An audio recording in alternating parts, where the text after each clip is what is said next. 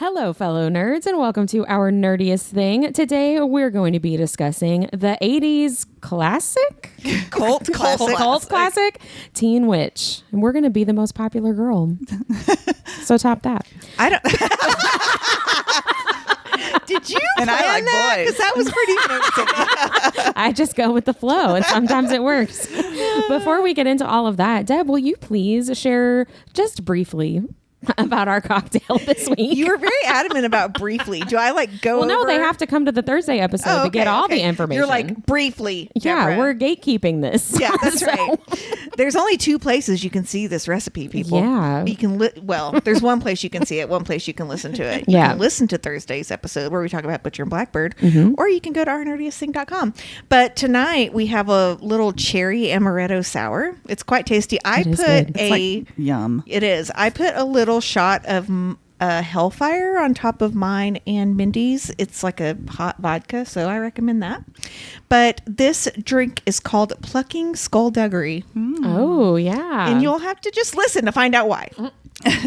We're not going to tell you. No, it's Not- delicious. Not today. It is. It's very cherry. It is. It's really good. I think my exact words were, it tastes like I'm drinking the juice from a maraschino cherry yeah, jar. it's really good. So Yeah, good. I like it a Yum. lot. Thank you so much, Deb.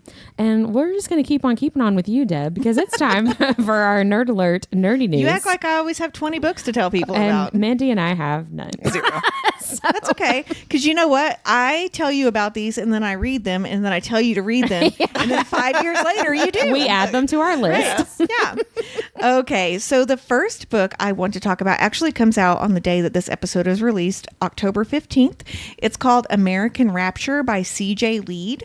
And this is a dystopian horror story about a virus that's spreading across America, transforming the infected and making them feral with lust. Ooh. So like sex zombies. Yeah. Call me scared and horny. Yeah. So the next one, and this is one I saw on NetGalley a long time ago and took it to my queer daughter and was like, oh my God, is this actually called this? So this book is called Sword Crossed. And it's by Freya Marsk. It came out on October 8th. And this is a cozy, low stakes version of Legends and Lattes meets the bodyguard fantasy part of From Blood and Ash, but it's queer, right? So I kind of laughed it off. But then when I was in our local bookstore, our local indie the other day, a novel romance, the bookseller told me that the banter in it's like amazing. Oh, yeah. So I'm gonna be into that. Banter is So- always nice. Yes, it is.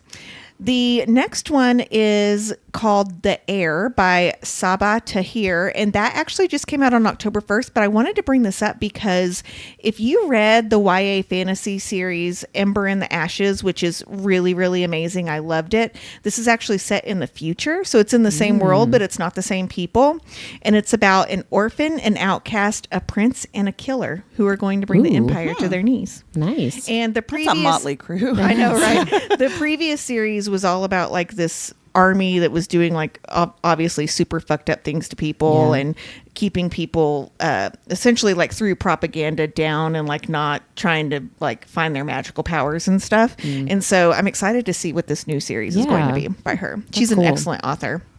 And finally, I want to talk about The City in Glass by, I'm so sorry, I don't know how to pronounce this. It's Nghi-Vo.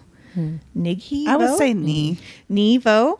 And I want to make sure you all know it's not The City of Glass by Cassandra Clare. It's City in Glass. And this is a adult romantasy where a city falls from the invasion of angels, but a demon is left with nothing but memories and a book containing the names of those she's lost.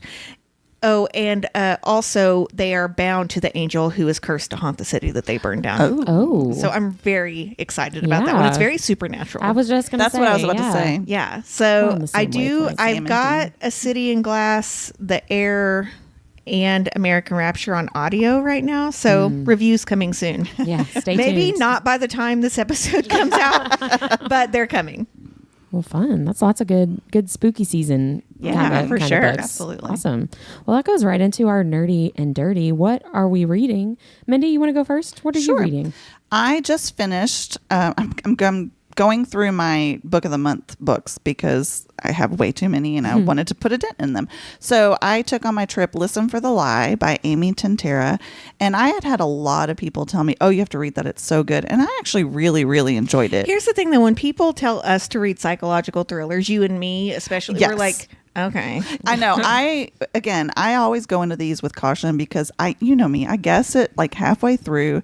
And I said you and me because Whitney doesn't even read them. She reads like the first sentence and she's like, this guy did it. He like hasn't even been introduced as a character. She's like a resident expert. Yeah, she is. But I actually really enjoyed this. It was really cool. It was so this girl had a best friend that got murdered, and she was the one that was holding the murder weapon and covered in blood when she was found, but she has no recollection of it. But when that happens. I know, but they didn't have enough evidence to charge her with it, so she was like chastised and like she left because she was so like shunned. Yes, shunned. And then she comes back because her grandmother's like, oh, come to my birthday party. And she like basically makes her come back, like guilts her into it because there's this podcaster who is doing sort of like, he takes cold cases and tries to solve them. So he was trying to solve it. It's very good. There was a twist that I didn't see coming. I really, really enjoyed it. And again, like you said, Deb, it's really hard for me to enjoy a psychological thriller, but I really did enjoy this one, especially when I had so many people being like, you have to read it. You have to read it. And usually I'm disappointed. You gave it 5 stars, right? I did. It was excellent. That's high praise for me. It is. And then currently I'm reading Sleep Tight by J.H. Markert, which I think I had talked about on our spooky season reads. Yes, you So did. I am now in my spooky season read era, and I'm reading it, and I've just started it, but I'm actually already really into it. I like his writing style a lot. His writing style is very great. 80s Stephen King in a yes, good way. I was exactly going to say the same thing. Very like a lot of like creepy creatures, but then also a lot of like fucked up humans. It's mostly fucked up humans so far. Yeah. Yeah. So, but I'm really enjoying it, and a review to come, I'm sure. Great. Nice. Well, I have read 5 books since we last saw each other. I have done a ton of reading. So I am not going to go through like all of the plot of these books. I'm going to just tell you what I loved, what I liked, and what I didn't love so much. So sounds good. Away we go. What I really loved was Goldfinch by Raven Kennedy. That is book 6, the final book in the Plated Prisoner series. Which I want to give a quick shout out. She'll be on the podcast soon. Yes. So we'll be talking to her about that book, and her book tour will be over. So it'll probably be spoiler heavy. Oh, for sure. Yeah. Yeah. And then I also loved Pucking Sweet by Emily Rath, which is book 3 in the Jacksonville Rays series. And then I also loved The Rom-Commers by Catherine Center, which one of you guys I know. I did. I gave that 5 stars. It's like, I know we loved talked it. about this. And there's also Phantasma by Kaylee Smith that I liked. I kind of loved it and kind of liked it. I had mixed feelings a little bit by the time I finished that book. Me too, because, and here's what I found out. There's going to be a second book because I felt like things weren't all the way wrapped up the way, and I have them in my notes, and I don't want to get into it in the podcast because it's our book club book this week. So I'm going to send them with you because I can't go. Yeah. But there were some plot holes that really bugged me. And then the next book is Genevieve's point of view, and Genevieve gets on my fucking nerves. I don't really want to read a book about her. She's like an insufferable character. So yeah. I mean, I didn't dislike her, but my whole issue with Phantasma was just, I knew there was a book 2, but I didn't know that it was like focused on a secondary character. And I thought it was a continuation of the first book, like still focusing on those same main characters. So then when you get to the end of book 1, I was like, oh, and that just threw me off a little bit. But overall, I liked it. It was fine. But I really loved Goldfinch and Pucking Sweet and the Rom-Commers.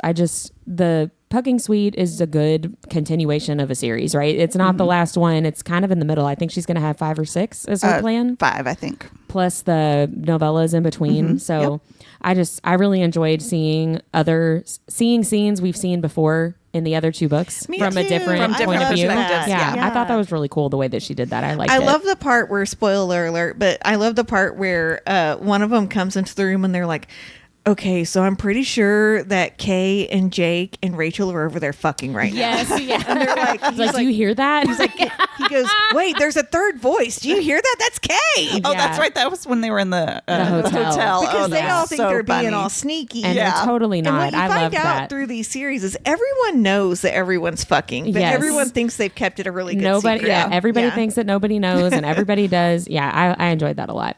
Goldfinch, I gave 5 stars. I thought it was a really great ending to an amazing series that I've really, really loved.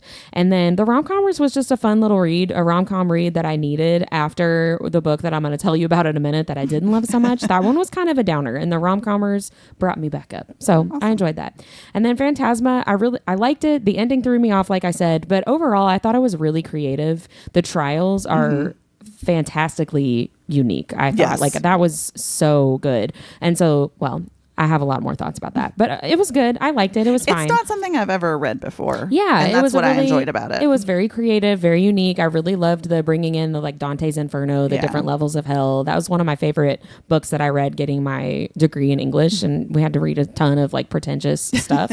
But I really enjoyed Dante's Inferno, so I was excited about that.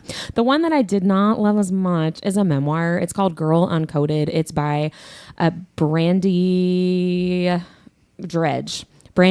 Sorry, I was looking for my notes and I got lost in my own writing. And this is a book that we got from, I think, Hachette. I'll have to double check. I'm not sure exactly who it came from, but yeah, we did but get it as like an thank art. you for sending us a physical copy. Yeah, it was good. It's this is this woman's life, and there's some really deeply personal, deeply traumatic stuff that she shares, which I think is great. I think that's amazing to share your story. Ultimately, overall, I just think like it's not for me. You know what I mean? Right. It wasn't bad or anything like that. I just think it was a story that wasn't for me. She is an incredibly strong woman. She really had to fight through some dark stuff in her life, especially as a parent, as a mom. Because it's a true crime like memoir, right? Yeah, Okay. it's like who the fuck did I marry on TikTok? It's kind of like that. Oh. It's that kind of vibe. But there are young kids involved. Here's where it just wasn't for me. The first half of the book is her talking about her as a child, as a teenager, being, a wild teenage girl that has a lot of freedom that maybe doesn't need it, and she ends up getting pregnant by like an adult man as a like 16, 17-year-old girl. And as a former high school teacher, I had a really hard time with that because there were so many things where I was like, what is happening? Why are we doing triggering for you? Yes, like Yeah. it was just hard. It was just hard. I know that was her story, and that's the existence and the circumstance for a lot of people. It was tough. It was I tough can't for me. do any type of high school romance or anything like that, even in like dark romance, because I have a Right. 16-year-old. She's about to turn Right. 17, but I'm like, that is nasty. Yeah, it was just not for me. Even though I felt so clued into my body at that age, I was like so mature. Oh, not me. Not me. So yeah, I've read a lot. I'm halfway through another memoir that I'm actually really enjoying. It's very, very funny, but I'll wait and save some info about that when I finish it. So Cool. A lot of reading for Whitney. That's great. That is great. I'm glad. And a lot of different Well, and especially things. because the kids were off school. I'm surprised you got that much reading Me in. too. That was all before they got off school. Oh. I literally read 5. I'm not joking. I read 5 books from a Tuesday to a Sunday. Oh my god. Damn.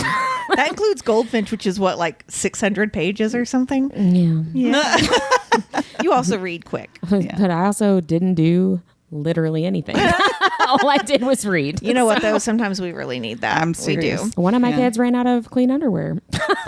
And that's for real because I was reading You know instead what? of. They're going to go to college someday and they need to learn that they're going to have to just free ball it sometimes. That's just how it is. Or every day, like me. So, speaking of me, I finished Carnage by Chantal Tessier. It's the 5th book in the Lord series, and it was a 5-star read for me. But of course, mind the triggers, my friends, because this book is extremely dark. The whole series is. There's a lot of dubious consent and a lot of BDSM that's not always in the most healthy way. Like we've talked about that a lot on this podcast. But the author has a really interesting way of intertwining the story and giving the reader a like, what the fuck moment in every single one of her books. Like there's all these little things that you're like, they didn't tie that up. They didn't tie that up. And then like all of a sudden you're like, yeah, and then she's it all really good makes at sense. that. Right. So I just finished that, but I'm also reading Monarch by Sophie Lark. I talked about this book a couple of weeks ago. In our release news, but this is the one I was telling you all about. That's about the mail order bride that goes in. Oh, and her yeah. Soon-to-be husband is a really famous author, and he's like building this castle. But the more I'm reading it, like there's definitely something really off about him. And while they're building the castle, they're staying in this really nice like boutique hotel, and the owner of the hotel is like tall, dark, and handsome, and also realizes something's up with the author. And so I'm really hoping that the female main character and like the hotel guy are end game. Yeah. I mean, they have to be, because this other guy, they're not making him likable at all. Like, but why would you want them together? Yeah, Sophie Lark, I really enjoy all of their stuff. They're just really... They do dark mafia, but it's really easy to read. And I don't know how she does that, because sometimes when you're reading dark mafia, you have to go like, wait a second, what? Who is that? And what did they do? Right. Yeah. And she makes it not even light, because her books aren't light. She just somehow makes it very readable. Yeah. So I enjoy them a lot. So goes down coming smooth. For that. That's what she said. That's more a Chantal Tessier's thing, though. Well, up next is what we're watching. And I know for me, and I think for Deb, it's going to be not very much. I really? basically watched Teen Witch for our episode today and read a bunch of books. And that is what I did. So that's it for me. I traveled to Charleston. I was home for 12 hours and went to Michigan. I was home for 8 hours and went to Oklahoma City. Yeah. I'm beyond wiped out. And so what little free time I've had, I've read or slept. Yeah, that's it. 100%. And I will tell you, I'm feeling like garbage today. It is hitting me. I have one more trip this weekend, but I very suddenly got into this huge art show. So now I'm, which is great, but now I've got like the stress of that on top of traveling. But my lovely husband, the sexual producer, is going to run my booth the first day while I'm traveling, and then I'm going to come back a little bit early. But I'm really, really excited. But yeah, I literally have not had the television on at all. I feel you on that. Well, I'm actually watching something, and that's Yay. atypical for me, and I love it so far. So it's called Nobody Wants This. It's on Netflix, and it's got Kristen Bell, who is a national treasure. I love her. And then Adam Brody. I can't wait to watch this. Yes, It's so I'm excited good about that. Adam Brody is, he was in OC, and he was also in the Gilmore Girls. Just such a cutie patootie. He is, yeah. And so she's actually a podcaster, and their podcast is very sex positive, and she wants it to be very, uplifting and teaching moments and things like that. And then she's in it with her sister, and her sister just wants it to be like sex. And they're trying to like get it. They're trying to get it, off the ground. Basically, they're trying to get some people really, really interested in it and like make it go, far and wide. So that's her, and she's also agnostic. And she runs into this guy that Adam Brody plays, and he is a rabbi. Mm-hmm. Yeah. Are And they allowed to have sex? Rabbis? I think so. Yes. Okay, They actually okay. talk about that in the first or the second. They're like, we got to clear this up. Yeah. We're just going to start off with that. But no, it's super cute. There's great banter between the two of them. I'm only like 3 episodes in, and I wish I had more time to watch it. It's on my list of things I want to watch. So good. It's based on a true story. No, I didn't know that. It's a true story. The 2 sisters are, I'm pretty sure this is the same people. They are daughters of David Foster, the like insane music producer who was married to a Real Housewife of Beverly Hills and now is married to somebody much younger than them. But yeah, they're the Foster sisters. Okay. But one of them, it's a true story about her husband. Oh, well, I've seen a lot of video Spoiler clips. alert. About her ex-boyfriend, maybe. Her lover on the side. Seen a lot of videos, and Kristen Bell could have chemistry with a shoe. Seriously. She's so great. I'm telling you, she's a national treasure. Protect her at all costs. Well, I'm excited about watching Guard that show. Kristen Bell with your life. Yeah. Well, what are you guys listening to? Deb, you're listening to books. I am listening to books. Tell us. So I'm reading this book called Feathers So Vicious, and it's a really cool dark romantasy about a princess of a kingdom that's being raised by supernatural creatures that can shapeshift into ravens, hence the Feathers So Vicious. She's kidnapped as collateral and starts finding out that everything that she thinks she knows of the ravens is a lie. Yeah. Dun, dun, dun. The supernatural characters are a really cool concept in this book. I don't want to say like why I think they're so cool, but it's something that I've not really read before, and I've really been enjoying it. But I mean, it's definitely fantasy. I mean, it's romantasy, but it's a lot of fantasy. So if that's not really your thing, this may not be the book for you. It definitely gets more into, I would say, like Throne of Glass type fantasy with like the world building and castles and stuff like that. All that. Yeah. So, Cool. but very good. I'm 41% through, and I'm very excited about finishing it. Nice. Mindy, what you listening to? I'm actually listening to a book also called How the Garcia Girls Lost Their Accents. It's by Julia Alvarez. And this is a book that, so there's several of us at my job that like to read. Yeah. And we kind of have this sort of like not book club, and somebody will be like, hey, let's all read this. And then we get together for drinks once every like 3 months and talk about it. So this is the one that was fun. thrown out by them. And it was kind of expensive. And I had an Audible credit. So I just went ahead and got it on Audible. I've had to listen to it on 1.5, which I don't usually do because it bothers me. Welcome to the club. I love it. I can only go to 1.3. But this one actually works that way. It's very different from what I would normally read. And so I'm not going to like say I love it or hate it right now. I don't even know if I actually like it. But you're listening to it either way. It's odd. It's weird. It's like every once in a while I'm like, oh, okay. And I get into it. And then I'm like, you lost me. So I don't know if it's because I'm listening to it too fast or what, but it was way too slow when it was on normal. I was like, I can't do this. I'm going to fall asleep while I'm driving. So we'll see. We'll see. I speed up the stuff I listen to. I've been told just to stick with it and everything will come together in the end. It's really, okay, it took me like a quarter of the book to realize it's going backwards in time. So the timeline, so the timeline starts from, present day, and then it goes back. It's about these girls that were in the Dominican Republic during all the unrest, and they end up, their family moves to New York. So then they grow up in America for the second half of their life. So anyway, it's interesting. It's not something I would normally read. So we'll There's see. no castles. I know. Vampires. What about the shifters? Where's the smut? Where's the faded MM mate? romance? Where's the dick? Yeah. Well, I'm listening to music. This might be a nerdiest thing of the week too, honestly. I had a hard time narrowing down what my nerdiest thing of the week was going to be, truly. But Lady Gaga has new music out. She's in the new Joker movie, which I don't know how to pronounce besides Joker 2, because it's French. It's getting panned. Yeah, it's getting really bad reviews. Yeah. But she wrote, while she was making the movie, I guess, she wrote basically like a companion album for that called Harlequin, because she plays Harley Quinn. And it's basically music inspired by her playing that character in the movie. And so her first single from that is called Happy Mistake. It is so good. I'm like obsessed with listening to the song. I have reverted back to what I used to do when I was a kid and find the boombox and like play the song and hear like the first little verse and then stop it and write down the words so that I could memorize the song. Like I'm just listening to it too. over and over and over so I can learn it and sing along with it. Mindy, I'm envisioning hardcore. our March road trip to Less Than the Low Country, including this song. Oh, 100%. It's absolutely. It is so good. And she did a performance live on Jimmy Kimmel.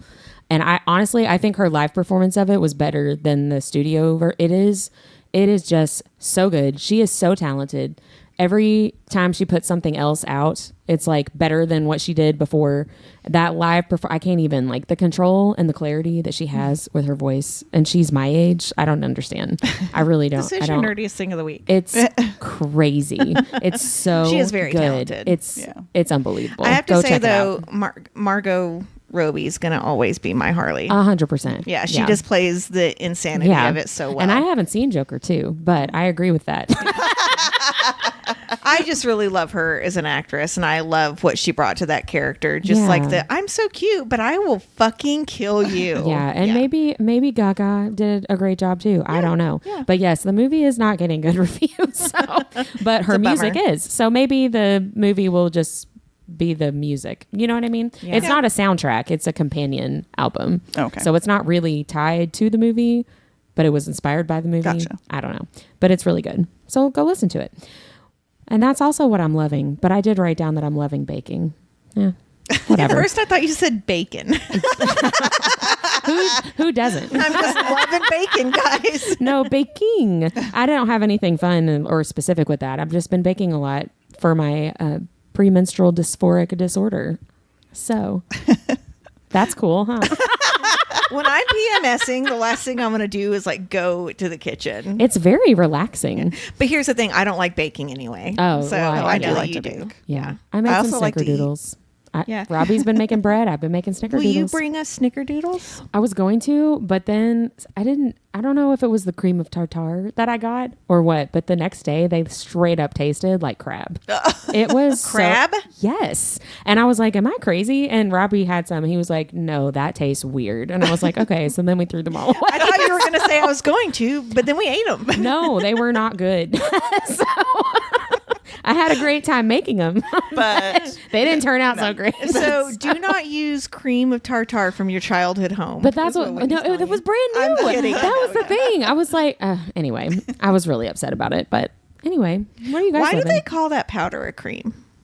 I don't know. Liam asked me this exact same question. Yes, he did. He said, why is it cream of tartar? Because it's a powder. And I was like, I don't know. Tell Liam the inquiring mind. Yeah. I really don't know. I'm very curious. But what are you guys loving? Well, speaking of baking, snickerdoodles? Cinnamon. Ooh. So I have a couple of things, but one thing is the cinnamon bread from Dollywood. And if you've not had it, this is the first time I've had it, and everybody talks about it. And there's usually like this big long line to get in. Like it's basically waiting on a roller coaster to get this bread, right? It's like cinnamon bread, but that's soaked in like butter and syrup and more cinnamon. It's so good. It's can't go wrong with ridiculous.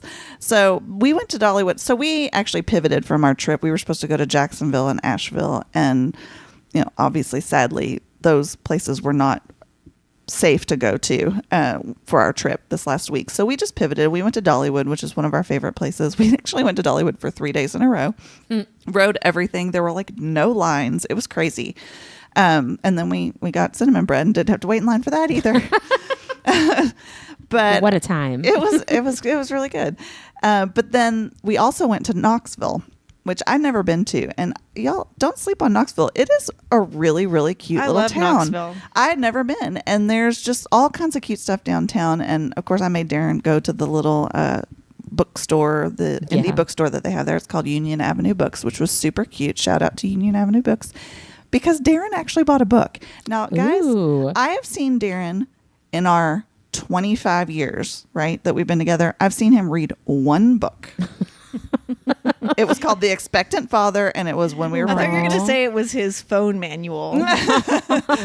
That's kind of sweet. That's the only book he's that read though. one book. And so he bought this book, and it's called What If? Serious Scientific Answers to Absurd Hypothetical Questions. That is such a Darren book. Right? I read, but he came up to me so excited. He's like, I'm going to buy a book. It was so cute. Totally and I'm over there looking at Canadian boyfriend romance, and so I was like, we'll get it. Yeah.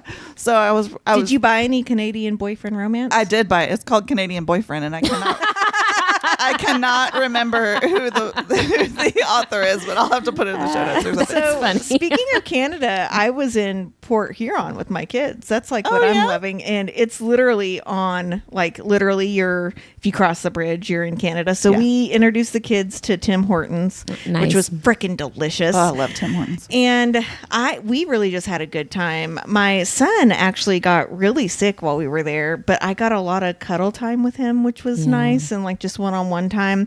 And on our last day, we were able to stop at this themed coffee shop on the way out of town, and it was Edgar Allan Poe, and it was that's cool. Awesome. So cool. It was called The Raven. Yeah. Yeah, it was a really, really fun place. Love that. Yeah. How awesome.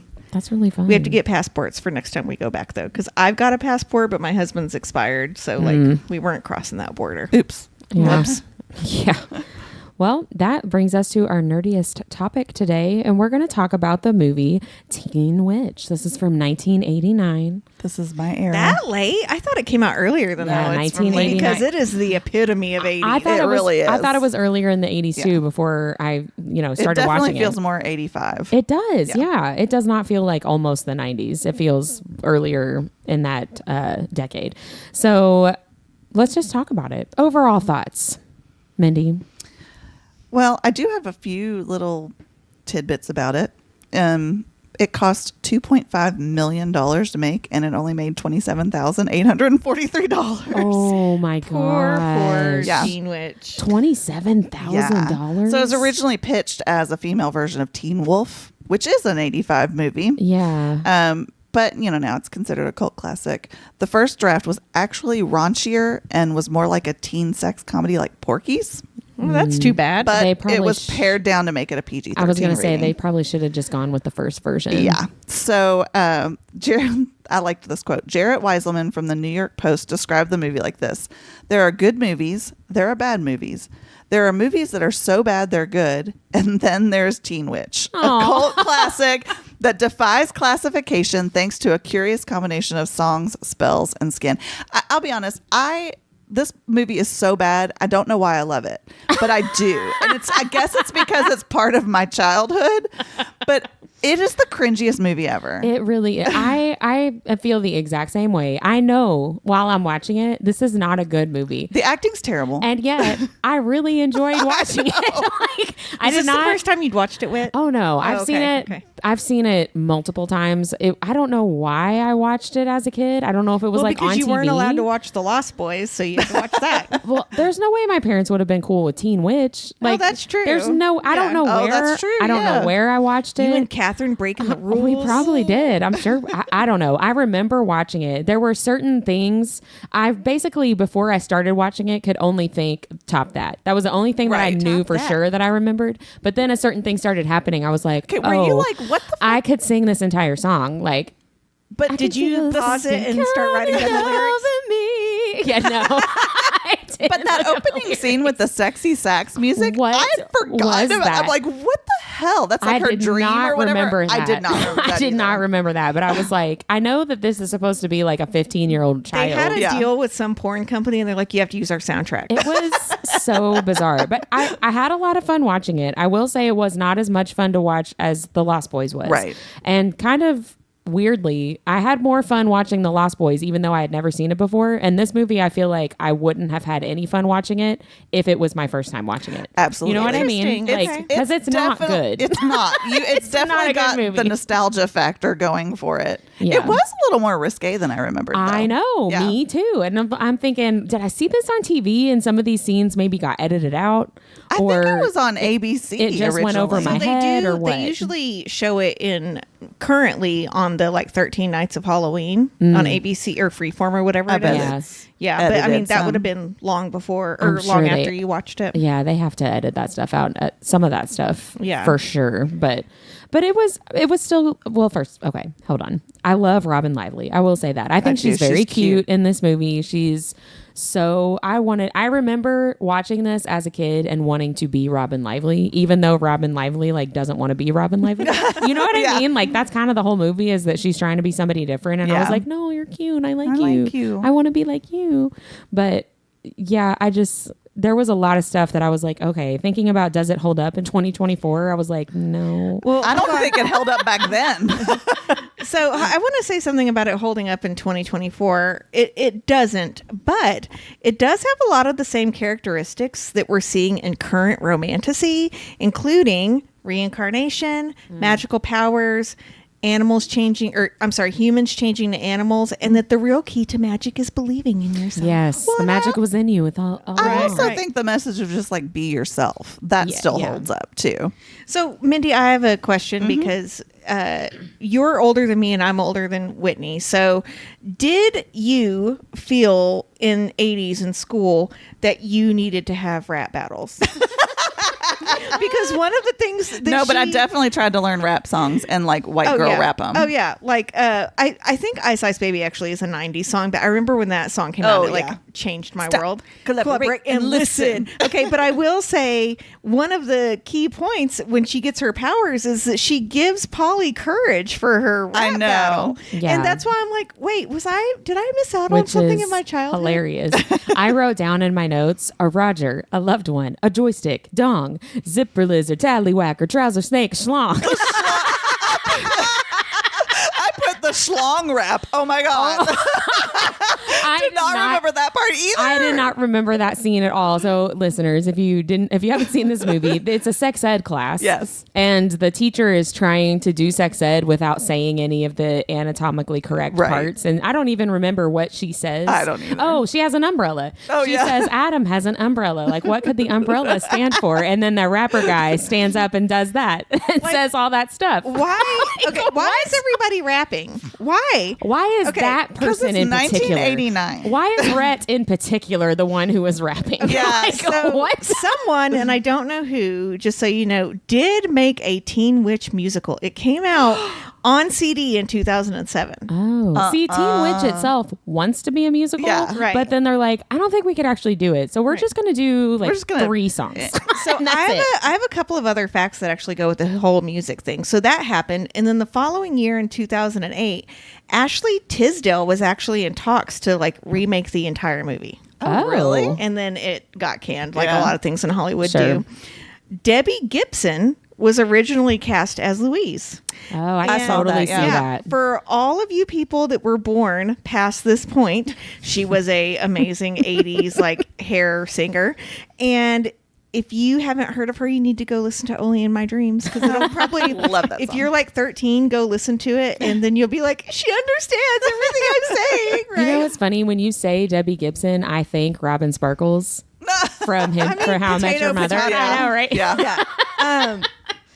The house that Louise Miller walks into at the start of the movie was also used by Michael Jackson in the Thriller music video. Oh, yeah. That's why it was romantic creepy. Right. Yeah. And then last but not least, and Whitney, I don't know if you know this, but did you know that the podcast How Did This Get Made did an episode about this movie? I've listened to Yeah. that one. I've listened to it more than once. I need to go listen to It's it. pretty It good. is so funny. Yeah. Jason Mantzoukas is like in love with the little brother. The little brother really? character. He thinks he's so he's- funny. Such a weirdo why and a does he- terrible actor. Why does he turn back into a human when he touches water? According to Madame Serena, it's because Louise's power isn't that strong, and so water counteracts Yes. it, which But is doesn't convenient. she call on to water for her power? I don't know. I don't know. I don't know I what thought she she was calls an earth on. witch. Honestly, I really truly don't know. I think one of my big questions. It's all very random. 100%. There are no rules. It makes no sense whatsoever, which, okay, that's fine.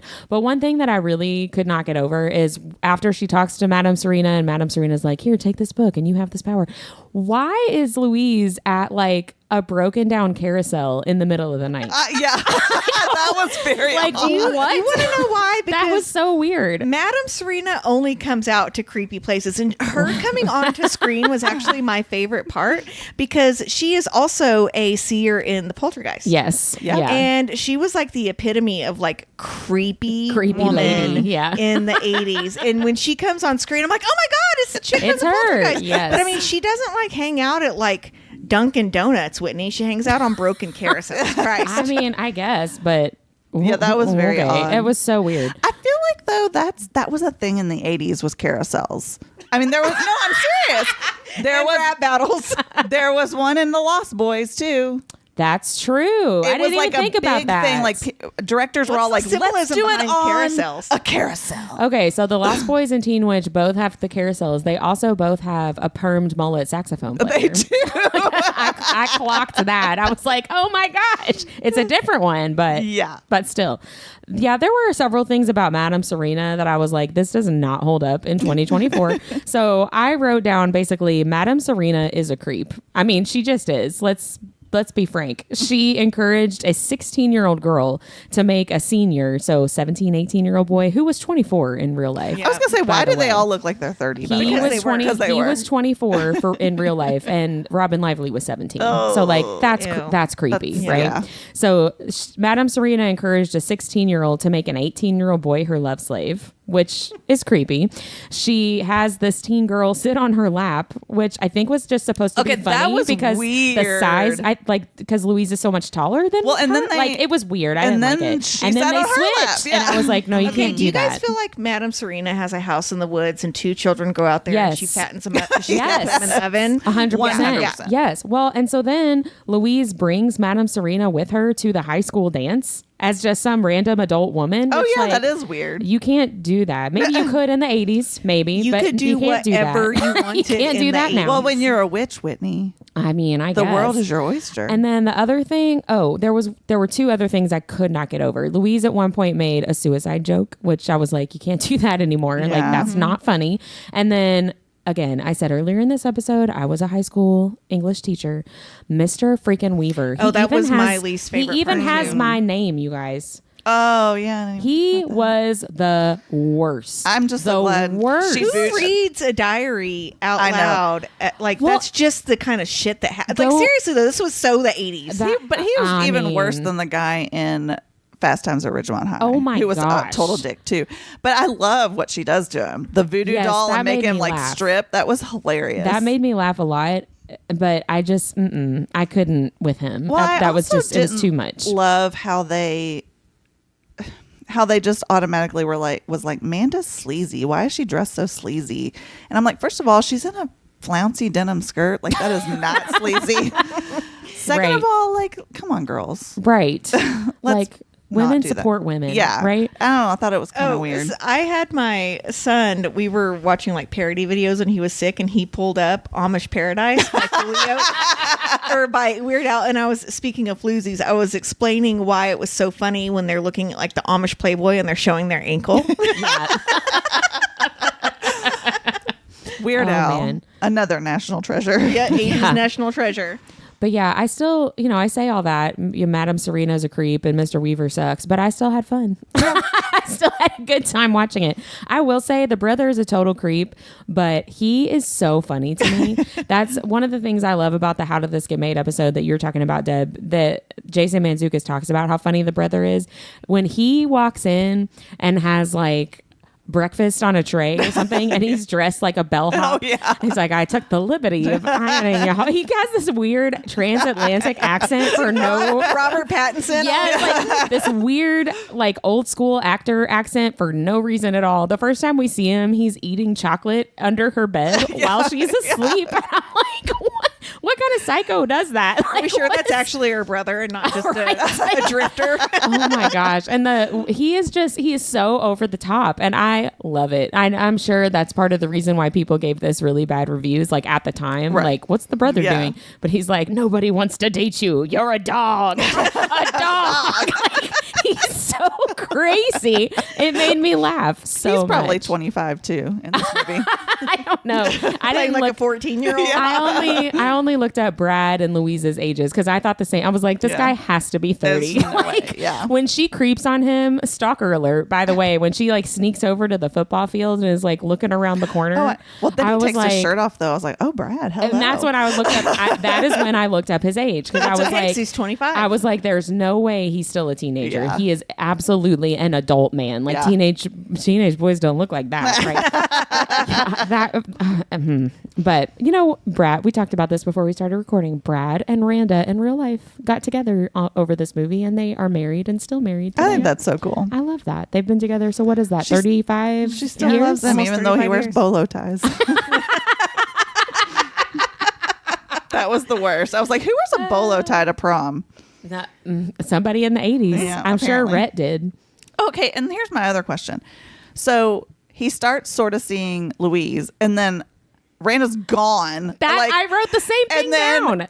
And then all of a sudden she's back for prom. Yeah, so he's dating. Okay, so they're like the hottest couple in school, right? Like they're hot and heavy dating Randa. And then he takes Louise home, but doesn't take her home, takes a detour to an abandoned house in a field of sunflowers, which I'm like, okay. Sexy. He like teases her to come upstairs, and he takes his overshirt off and then has like a super heavy cut tank top.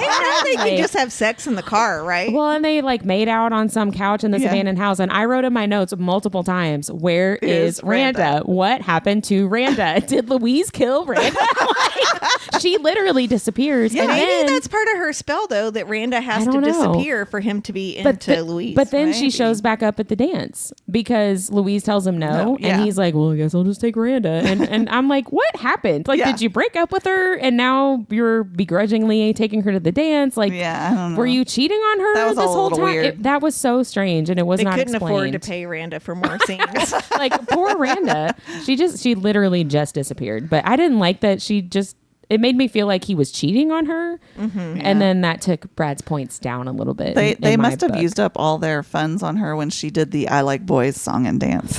Yikes. As soon as that started, I was like, I remember this. I remember watching this. I remember loving it. I mean, who doesn't bust out their Jane Fonda leotard while they're getting ready in the girls' locker room for a God knows what and start singing about how much you like boys? I wrote down something like, nobody in my high school looked like this. Nobody looked like this. No. These are like 30-year-old supermodel Dallas Cowboy cheerleader type women, right? Yeah. I loved it. I loved watching this movie, even though I have a lot to say. Did you all notice I think it was during the Most Popular Girl song when she's walking through and like everybody's like wanting to be her or whatever. Did you notice there's like Louise Mania posters all over the school? We love Louise.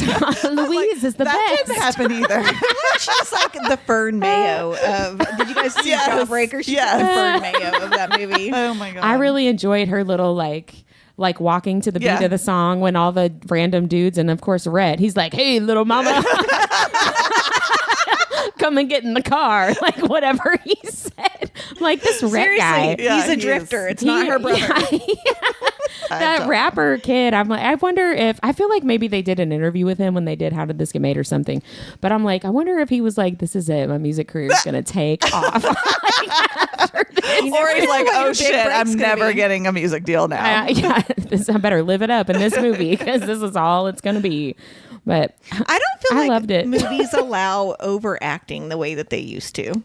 I think I'm missing that a little bit nowadays. I agree. I think it has to be billed as like a campy, like it's supposed. Yeah, but you're right. But even the campy stuff, people aren't really overacting anymore. No. I think the only thing I've seen recently that's truly overacting is The Room, which is the like widely panned. Didn't that come out in the 90s?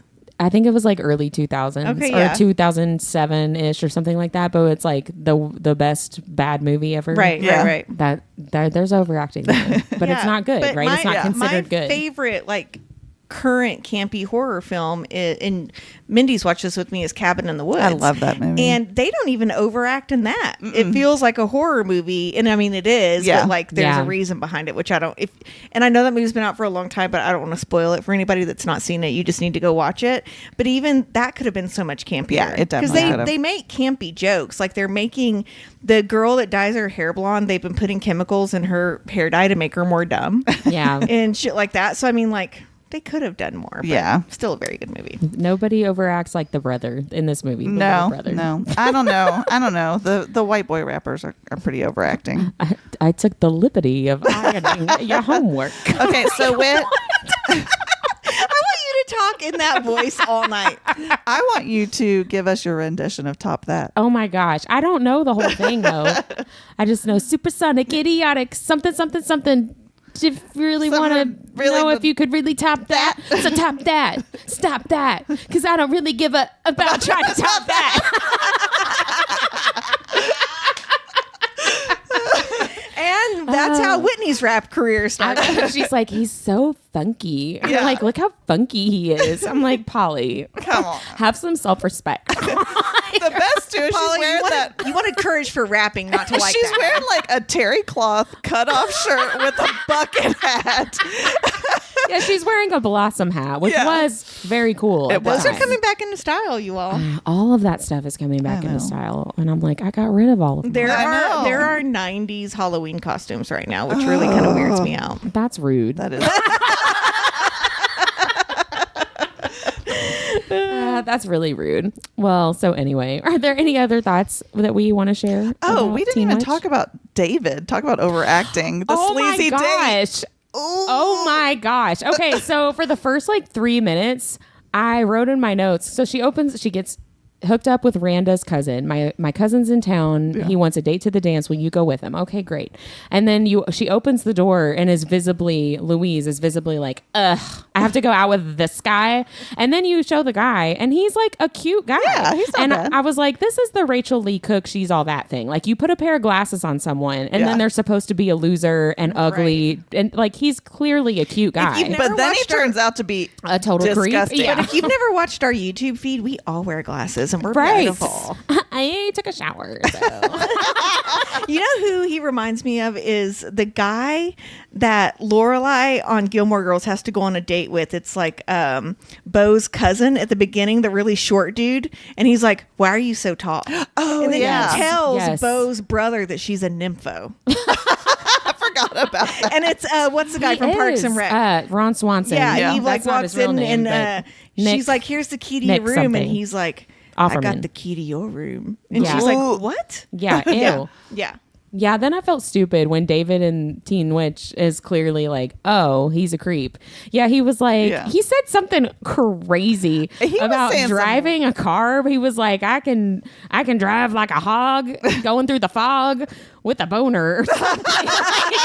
It was something crazy. And I was like, what? Talk about over the top characters. Yeah. He 100%. He was like, let's do it with the car moving. And then I wrote in my notes like, oh, because I had been championing David. Like, I know. just because he has glasses doesn't mean he's a loser. And then I was like, oh, he's like a sexual predator.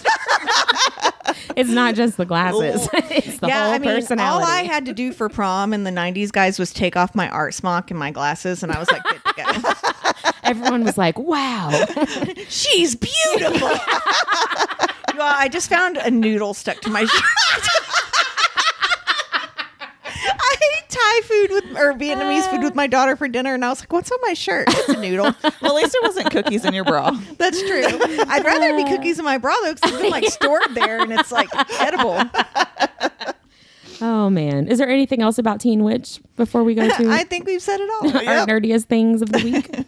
Well, my nerdiest thing is really just reading 5 books in like a week, like a psychopath. So And baking with crab cream of tartar. I don't know how. I don't know how I did that. I tried to find it on Google. Google had no answers. I don't know. I think you got some. I've also been losing quite a bit at Mario Kart to my 10-year-old while he's been recovering from ear surgery. Have him come over here and play with me, and I'll knock him down a notch. I'm not good. It hurts. It hurts my feelings. I told him today. I was like, I've played Mario Kart my entire childhood, and to know that it was all for nothing. I can't even beat my 10-year-old. It didn't even prepare me for my kids. It hurts my feelings. So you know that we can like go online and play together. Yeah, right? But we don't let him do that yet. I mean, but you could just use our well, that's true. We could just play together. Yeah. And then I can show him where it's at. So those are my nerdiest things. It'd be fun for you and him and me and Harper to play together. That would be fun. Yeah. And you won't have to hear me scream at the screen. She'll be at your house. What are your all's nerdiest things? Well, mine it happened in Pigeon Forge while we went to Dollywood. I'm very excited about this. So my husband, because I was very disappointed because we were supposed to go see one of my friends in Jacksonville. And I just, when your plans don't go your way, it's great to pivot, but I was still a little disappointed. And so my husband, God love him, he treated me like a queen. Like I got to do whatever I wanted to do. And, as it should be. Right. And so we get there, and the first time I'm like, I want to go to one of the like dinner shows. They have like the Dolly Parton Stampede, and it's like horses and like yeah. Dolly Parton. Running over people. Well, it used to be called the Dixie Stampede, and I think it's something else now because that's not PC. Right. Racist. Yeah. So anyway, and so I didn't want to see that one, and then there was like a pirate one that we were looking at, and then I was like, oh no, we're definitely going to Paula Deen's Lumberjack Feud. She would have a lumberjack feud. So I can see her like sitting like the gladiators do, and then she's got like a whip from her like throne, and she's like, keep moving. For the record, Dolly Parton is like one of the best people on the planet. I just want to say that out loud. But yeah, you said Paula Deen, who I'm sure is actually lovely too. I don't know anything about her. Well, I don't know. She's had a little scandalous. She uses a lot of butter. Leave her alone. Well, she was not there, but at any rate, she gathered all her lumberjacks.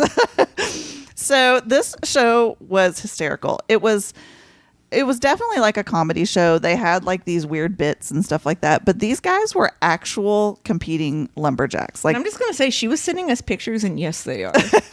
So they were doing the actual competition of lumberjack stuff. They were like taking out chainsaws and cutting logs, and they did the thing at the end. If you know what I mean. The thing at the end where they have to balance on a log and like try to knock the other person off, which was hilarious. Okay, every time you say it, I'm like, it's log, it's big, it's yellow, it's wood. Talk about a show Whitney was not allowed to watch. It's Ren and Stimpy. Yeah. So they had it all like that was this big feud between families, and one of the families was the Dawson family, which we thought was hilarious because our son's name is Dawson. So we were sending pictures, and it was a good time, and I did not expect that at all. I mean, it was super cheesy, but also super fun. Though. Yeah. If you're want to be in your lumberjack era, exactly. There's a guy on TikTok. Oh, I've seen this man. Thorin Bradley is his name, but his handle is like Bradley Thor or something. It's Brad Thor or something. Okay. He could be in a lumberjack competition. Okay. Yes. That's why she went and bought the Canadian cowboy. The Canadian boyfriend. She was hoping for a lumberjack. Well, he is a hockey player, so. Oh, shocker. You'll have to I wonder what'll happen. Let me borrow it if it's good. Okay. She's like, if there's not polyamory in it, forget it. Forget it. So I was able to visit some new bookstores the last 10 days. One of them being called Philosophers and Fools. This is a bookstore bar in Charleston. I actually made a reel. It's on our Instagram page at Our Nerdiest Thing. And the staff there were like super awesome. Yeah. One thing I really loved about that place is you can purchase a book to send to a child in foster care. They work with this company. So like you purchase it and they put them all to the side, and then this company comes and takes them to the kids every month. That's so cool. I bought the first Percy Jackson book, and my line of thinking was that people probably assume that it's all little kids in foster care. So I'm assuming a lot of the older kids don't get books. Yeah. And so I wanted something for the older kids. So plus that book is just fucking awesome if you've never read it.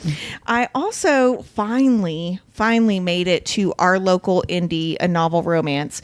They just moved to a new space in June, and the new store is amazing. It's awesome. Yeah. And if you're local, they have tons of book clubs every month too. And they're doing a thing on like the second Tuesday of the month. It's also like silent book club. I saw you can that. just go in there and read. It's like BYOB too. Like bring your own book and you just chill out. It's like their staff is just super awesome and very knowledgeable and so kind. And you know, she's the one that told me to read the Swords Crossed book.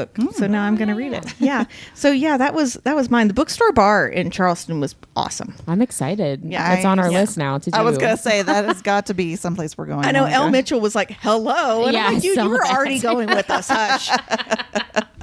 Yeah, well, awesome. Well, that's it for today's episode, guys. Listen in to our Thursday episodes. This week, we're finishing up our discussion on Butcher and Blackbird. See you next time. Bye. I'm trying to give Mindy my hard noodle. Oh, that's what she said.